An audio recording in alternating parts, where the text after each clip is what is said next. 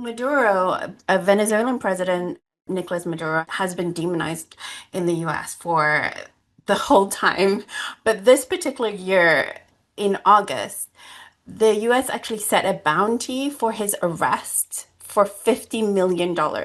And after that, after they set a bounty for $50 million on a head of state, they deployed three warships in the Caribbean. Now, President Maduro announced that he would be deploying 4.5 million Bolivarian militias.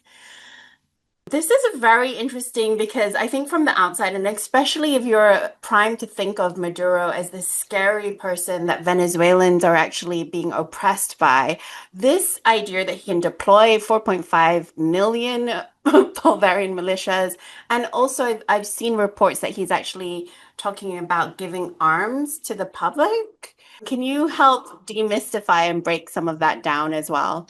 And also, what is your assessment really of the likelihood and outcomes of this?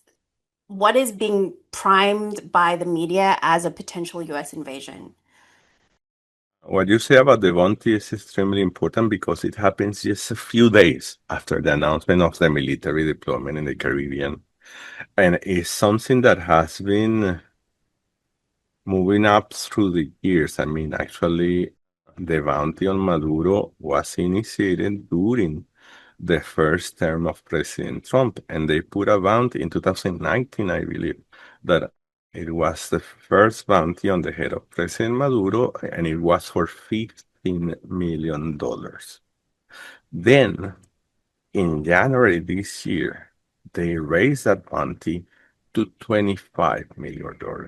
And that happens to coincide with a far-right Venezuelan opposition campaign of bringing mercenaries. Erik Prince was photographed within that campaign to kill President Maduro and to solve their problems. So during those days between December 24 and January 25, that particular Venezuelan far-right campaign that was supported by the US, especially with the help of Erik Prince, demanded that bounty to be raised to $100 million in order to make viable a mercenary operation against President Maduro. So, in parallel, as I said, in January, because of that, if you ask me, the bounty against Maduro was raised to $25 million. And then in August, they announced this increase in the bounty to $50 million, as you mentioned. And I believe that the goal of all the right wingers in Venezuela is that that bounty reaches the $100 million marks, which is what mercenary groups might need in order to do a real military operation to kill Maduro. So that's to give you a background or the whole picture of the whole bounty scene. And actually, Diaz Baralt, a senator, a right-wing senator from Florida in the U.S., is working on a law or a resolution, or I don't know exactly what, to actually reach the $100 million marks. So that's to give you an idea of how everything is moving on. So when the U.S.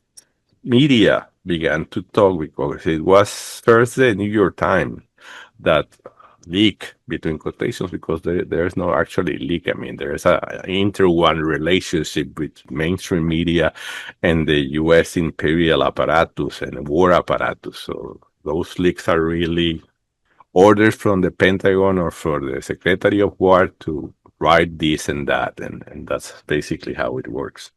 But when the New York Times leaked, the President Trump sign a secret order to deploy this military, in the Caribbean. I mean, that it came to us as a surprise for us in Venezuela. It was evident that the move was related to a regime operation against Venezuela. That was, I mean, all the signs pointed into that direction. So, because of the initial presence of, I mean, those 8 ships warships and the nuclear submarine and the F-35s and 4,500 troops around Venezuela, that before the announcement of the arrival of the aircraft carrier, the number was already about 10,000 troops. I mean, the U.S. mainstream media was talking about 10,000 troops already in the region within the framework of the operation. But if the whole flotilla and the aircraft carrier arrive to the region, we might be talking about 15,000 troops. So that's not a bad number. I mean, in terms of organizing an invasion of a country. But it is still a weak number if you compare it with the number that was needed for the Panama invasion in the 80s. So, during the Panama invasions, analysts talk about 27 or 28,000 U.S. troops were needed for that invasion. So the number in Panama is way smaller than Venezuela and less complex in terms of topography or features in the terrain than Venezuela. So most analysts says that it's very improbable unless the military build-up continues and gets expanded, that there's gonna be like a military invasion of Venezuela. But a lot of analysts, I'm included among them, believe that a decapitation operation, decapitation strike, as mainstream media call it in the U.S., might be a real possibility, a bombing of the presidential palace in Venezuela in an attempt to kill President Maduro. But, strikes, as Trump already have hinted that are going to happen. I mean, he has been hinted that there are going to be land strikes in Venezuela to fight against drug traffickers because he says that President Maduro is the head. They invented this cartel de los soles, cartel of the suns, drug trafficking network that no one knows exactly what it is because not even the DEA acknowledged over the years that that cartel really existed. That has been always in the imagination of Venezuelan and Miami far-right people, anti-communist people. But they created this organization and they put this organization in the list of terrorist designated organization. And they say that Maduro is the head of that cartel, which is incredible lie. And the other heads of that cartel are the most important minister of the government. So when you see that, you immediately realize that there is no war on drugs scene. In reality, what you have there is a regime change operation. And they also accuse, and when they raise the bounty to President Maduro to $50 million, they say that Maduro was the head of that cartel, that Maduro was supporter of the Tren de Aragua, which is a criminal gang in Venezuela that was disbanded a few years ago. But they say that this is the biggest cartel of drugs, which is a lie because that was a small, not a small, but it was relatively small in comparison with a cartel criminal gang that is not a cartel that was basically terrorizing Venezuela a few years ago with kidnappings and extortion and things like that. They never were related to drug trafficking, at least in big proportions. So that's to give you an idea of the whole situation of war and deployment. And the response of the Venezuelan government has been that, I mean, during the first move from the U.S., President Maduro, I'm talking about the last days of August, President Maduro called for a voluntary enlistment in the Bolivarian militias. It's important to say that the Bolivarian militias are not militias as most people in the U.S. think about, about those militias, that crazy militia people that you see in Indiana or Minnesota in the woods training and trying to kill the federal government or whatever. It's different. I mean, the Bolivarian militia is a branch of the Venezuelan army.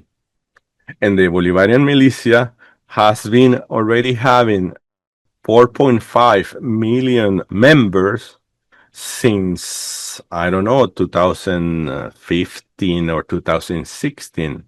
And they train most of the time on weekends, like most militias It's like the reserve that you have in the US, the military reserve that you have in the US.